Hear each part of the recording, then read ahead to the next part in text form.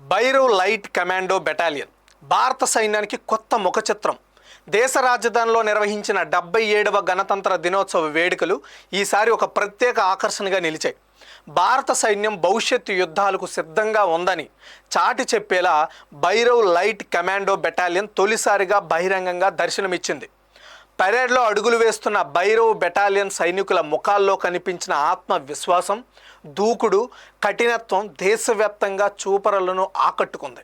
పదునైన చూపులు, సమన్వయంతో సాగిన అడుగులు, వారి ముఖ చిత్రమే భారత సైన్యంపై కొత్త పోరాట సిద్ధాంతానికి ప్రతీకగా నిలిచింది.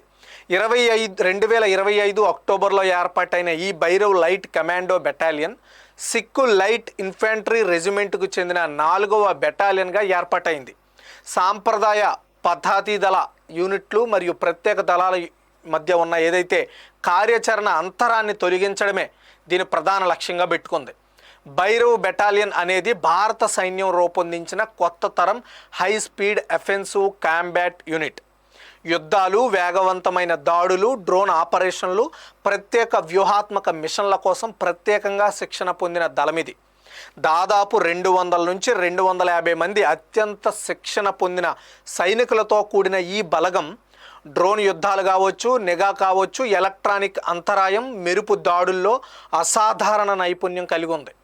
భైరవ్ బెటాలియన్ ప్రత్యేకత ఏంటంటే భూభాగ యుద్ధాలు కావచ్చు, మానవరహిత అంటే డ్రోన్లతో యుద్ధాలు కావచ్చు, సైబర్ అండ్ ఎలక్ట్రానిక్ మద్దతును సమన్వయం చేస్తూ హైబ్రిడ్ వార్ఫేర్కు అనుగుణంగా పనిచేస్తుంది. సరిహద్దు ప్రాంతాలకు సమీపంలో మోహరించిన ఈ దళం ఏ క్షణంలోనైనా తక్షణ వ్యూహాత్మక ప్రతిస్పందన ఇవ్వగల సామర్థ్యంతో సిద్ధంగా ఉంటుంది.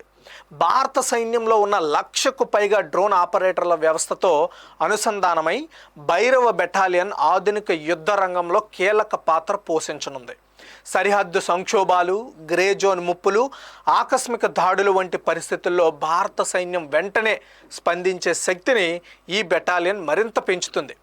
77వ గణతంత్ర దినోత్సవ పెరేడ్లో భైరవ బెటాలియన్ సైనికుల దూకుడు, కఠినమైన ముఖ కదలికలు, క్రమశిక్షణతో నిండిన నడక దేశ రక్షణ భవిష్యత్తు ఎంత బలంగా ఉందో స్పష్టంగా చూపించాయి.